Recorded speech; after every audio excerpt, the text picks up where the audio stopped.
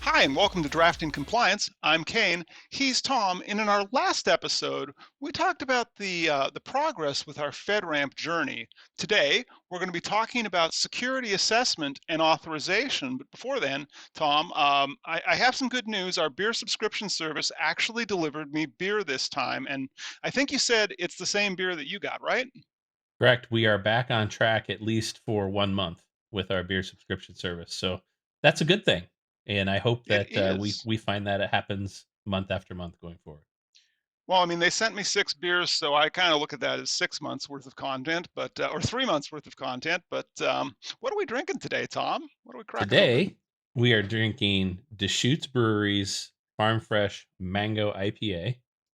Looks like that, and it looks a lot like Fresh Squeezed. If you're familiar with Deschutes Brewery, but um, this is out of Bend, Oregon, so this is right in your neighborhood. But Yeah, this is I've one of been the there. bigger, yep, one of the bigger we'll call it craft breweries. All But right. I've never had this cane, so I'm excited to try it. I will say farm. Anything that has the word farm in it generally means that it's going to be a little less, um, I would say, hoppy and or carbonated. But we'll see what this one is Okay. like. Well, I mean, I like that this is a comparable, unlike last episode where I had the enormous beer can and you had the reasonable size. So I think We're I can fit this same whole thing in size. my glass, right? That's Yep. kind of nice. I'm noticing a distinct fruit theme here as well, Tom. Is this a thing in beer where fruits are just popular? Is this seasonal at all? It is. It's both popular and I would say more popular during the warm up across the nation. But Okay. I will confess that fruit beer is typically not my favorite kind of beer, but I have had a few that are very good.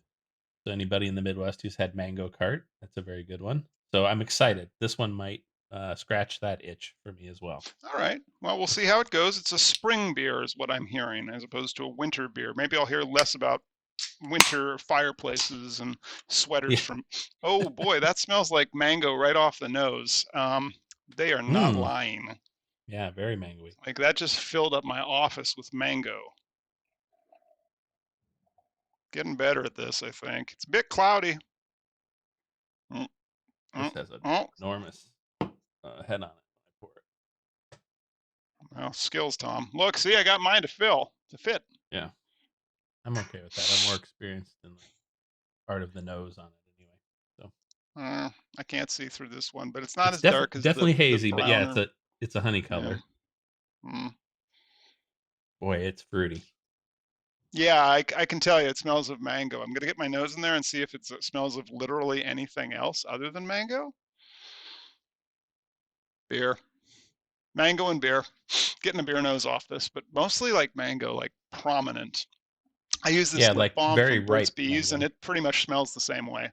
All right, I'm gonna give it a go. Yeah, same, same.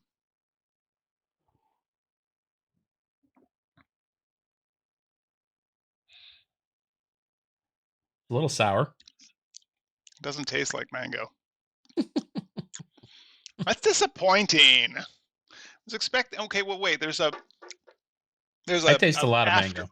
there's an aftertaste of mango. So on the tip of my tongue, on the front part of my tongue, and I hope this is not a beer that coats your tongue like literally every other beer we've had on the show so far. It feels like on the front half of my tongue, there's definitely like beer taste, but back towards the back side of my mouth, there's Okay. definitely mango. Yeah. Yeah, I think it's pretty well balanced. I mean, it's Well, they advertise it as a mango top beer. got It a is a hop to mango it. beer. It's definitely got mango. It's not biting as some IPAs are, so it's not begging you to try to quench your thirst with another drink, which a lot of IPAs do. So Mm. I I think it's pretty good. It's definitely not as sweet as I feared it might be. Um, we had another beer that was fruity and extremely sweet. Oh, the one was like off the off-brand orange juice that had sat in the refrigerator for too long. That Yep, was terrible. like a shandy. This is much better. I can enjoy this. Yeah, I'm gonna think about this for the rest of the episode to see how I feel about it. Um, Usually, it takes a that couple more it's sips to really get your feet under you, Kane. Yeah, usually where I'm thinking about this is a breath mint, actually. But let's move on to the FedRAMP topics now. So, Tom, let's start off with something easy. Like, what is the security assessment and authorization under FedRAMP Moderate? Sure. So if you're working on FedRAMP or thinking about FedRAMP, you're likely toying with the idea, what's it mean to your organization to do continuous monitoring, and what's it going to be year over year to maintain your FedRAMP authorization? That's what this set of controls is all about. So it talks about what are the continuous monitoring requirements, what are the annual requirements for assessment from a third party. So it's really wrapping your program around its routine deliverables. Hmm.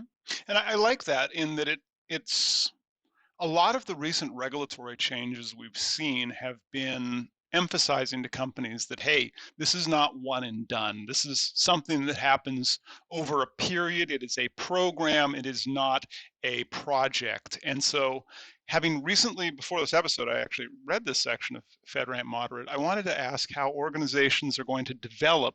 And then again, over time, how are they going to develop and maintain a comprehensive security assessment plan that adheres to those FedRAMP moderate requirements?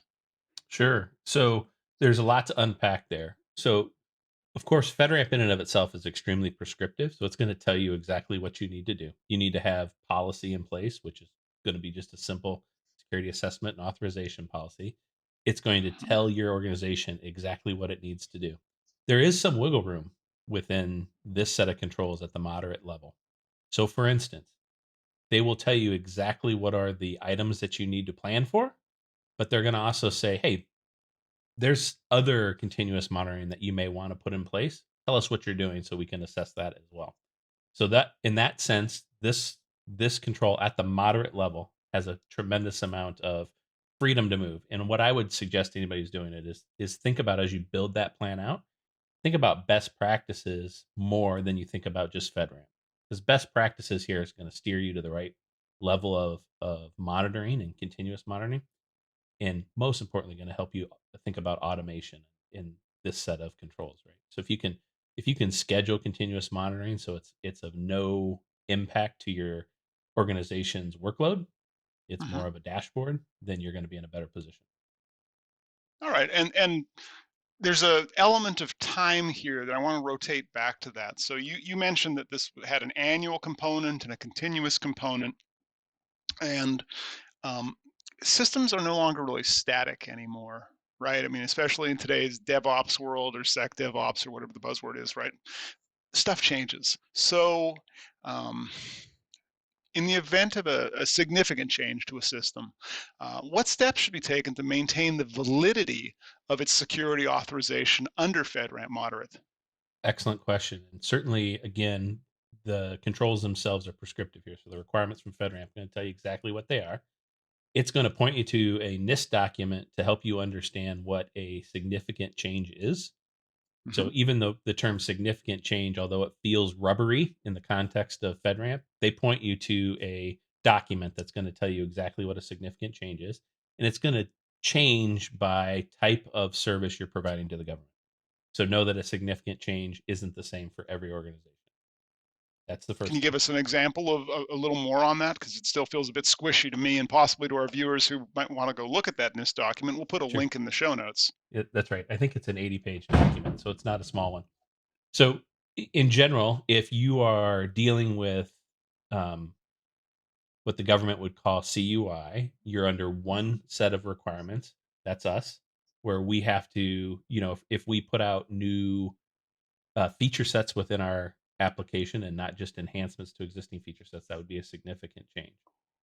Hmm. Separately, if you're not providing that level of service to the government, and it's, I'm trying to think of a system, but if it's a different sort of system with a different set of data, you're going to have less requirements. And a significant change might be, a firmware upgrade or a OS upgrade or the introduction of, a new clustered node or something like that, where it's more infrastructure focused, where ours is going to be certainly more application focused. So, just understanding that that has to become part of your DevSec ops Hmm. is critical. But I can tell you from my experience with most of the newer SaaS organizations, they already do a significant amount of security thought process up front in their development cycle. This Hmm. is really just going to ask you to formalize that and make sure that there is a vulnerability scan and uh, a thoughtful approach to how it's getting deployed within your environment before it actually gets deployed. Okay.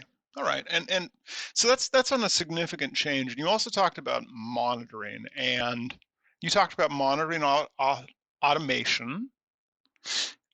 Something I'm thinking about here is that a monitored system is going to produce a report, and I bet there's probably something in there about actually providing those monitoring reports out. I mean, if you create a report and nobody reads it, right?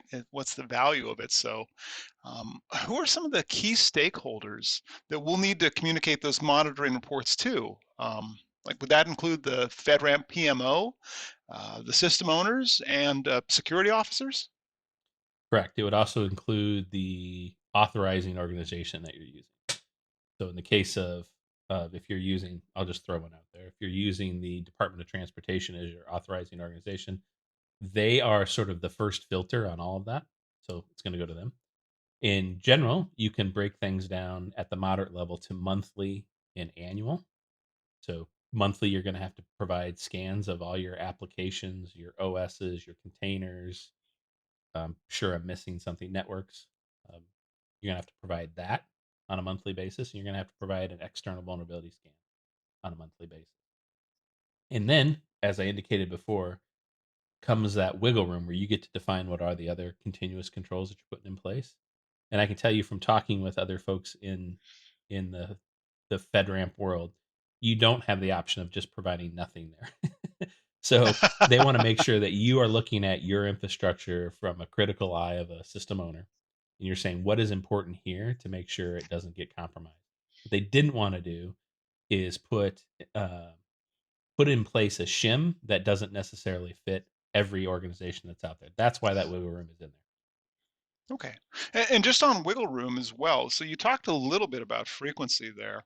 Um, what are the other key considerations for determining the appropriate frequency of a security control assessment so that organizations can be continuously compliant with FedRAMP moderate? Sure, it's extremely prescriptive on the ones that you have to do. So as I Mhm. indicated, there's monthly and annual. The annual is generally you're establishing a relationship with a third party. It's a 3PAO. They're an accredited Mhm. FedRAMP authorized assessor, and they're going to come in and annually do an assessment. And their purview is really up to them to help define. They can look at your controls as a whole or a subset of your controls. The reality is they're going to look really closely at what you are and are not looking at from a continuous compliance perspective, and they're likely going to ask you to mature that year over year. So that's something you need to look at and be ready for. Mhm. In terms of frequency, you get to determine on the ones that you are driving towards the continuous monitoring points of interest that you define. But I'm going to tell you, this world in general is moving towards a continuous monitoring modality. So anywhere you can automate that and you can make it so that frequency can be as often as every hour or 20 minutes if it's not intrusive. Uh-huh. You're gonna be in a better position. You're gonna feel more comfortable, and certainly your auditors are gonna look at that as a best practice. Yeah, I think being able to demonstrate continuous compliance certainly helps in a lot of ways, both from a security perspective in just getting that level of visibility plumbed into the environment, as well as a compliance perspective. I'll give you Uh, one. I'll give you one example, Kane, sure. of what we're doing. So we of course use Hyperproof as our platform. We're pulling the encryption levels on all our containers. So we know all of our storage platforms what they're being encrypted at. I pull that every day, and then Hmm. I configure a test in Hyperproof to tell me if it's not accurate to the Oh, standard. okay. So Right. that's continuous compliance. I know through the dashboard if that ever fails that I'm going to get a ticket kicked off and that work will go to the appropriate person. Otherwise, I know if that's green, I'm healthy and that control is working as planned. It's definitely good use of the feature, and definitely would encourage our viewers who are using that or who aren't using that to leverage that capability. I want to go back to something you said earlier is that there are assessments done periodically, and there's also a reauthorization process. Um, so let's talk a little bit about how organizations prepare for and then manage the reauthorization process with FedRAMP to maintain their compliance over time. Sure. So you want to have a very well documented program, and you should have a very well documented program as you enter into the ATO process to begin with. As long as you Mhm. maintain that documentation and you understand your continuous monitoring requirements, both in terms of changes to um, the information system as a whole, but also to changes to your program as a whole, right? So if you decide you're going to switch out a monitoring tool, Mhm. you've done the things that are required along the way to authorize that with your AO and the FedRAMP PMO, then you're going to be in good shape. Your third party is going to come in annually and going to look at your program and reattest you um, for authorization. And as long as you have that level of scrutiny year long, it's not going to be like in the past where you maybe had a SOC 2, right? And it's a scramble for 6 weeks before your SOC 2 to just try to get ready for it. This is the whole reason continuous monitoring exists is to set you up for success long term and to make the annual requirements um, less painful than they would have been under some other programs. And thinking of that level of documentation, I believe in a prior episode we talked about change logs and maintaining all of those. So I can imagine that provided an organization is keeping detailed change logs of all of their systems and if they've made significant changes, provided somebody goes and updates the documentation, the annual reauthorization process, it's probably an easier lift, knock on wood, than the initial one, right? Yeah, for sure. I mean, even you can look at the cost of the follow up, and it's something like 70% of the initial. So even the assessor assumes it's going to be significantly less work. So yeah, you can look at it as a step down and less painful.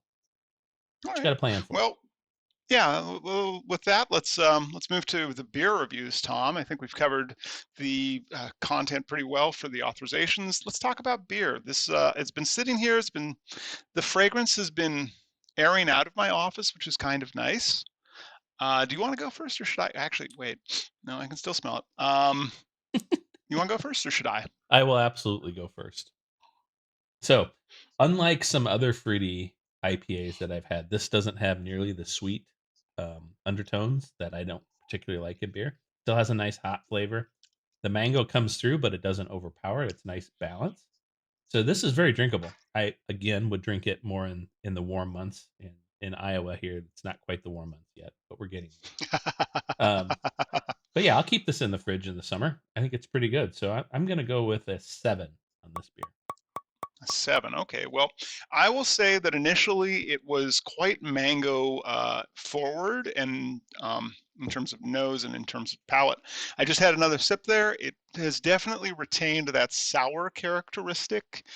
Um, it does leave an aftertaste of mango in your mouth, which, depending on how you feel about mangoes, is either going to be great or you're going to be thinking, oh, a sour mango. This one isn't ripe yet. To me, it's kind of like an underripe mango crossed with something like beer, which I guess that's kind of the vibe they're going for.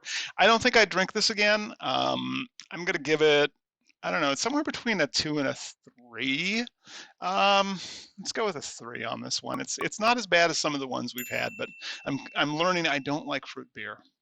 Oh, well, that I'll be honest, that was a surprise. I thought if you were a wine guy, the fruit beers might go over better, but we're learning. We're zeroing in, Kane. I think we're That still gonna find one. that we are, Tom. And with that, I want to thank everyone for watching today. Please do like and subscribe for additional content, and we'll look forward to seeing you again in a couple weeks. Thank you.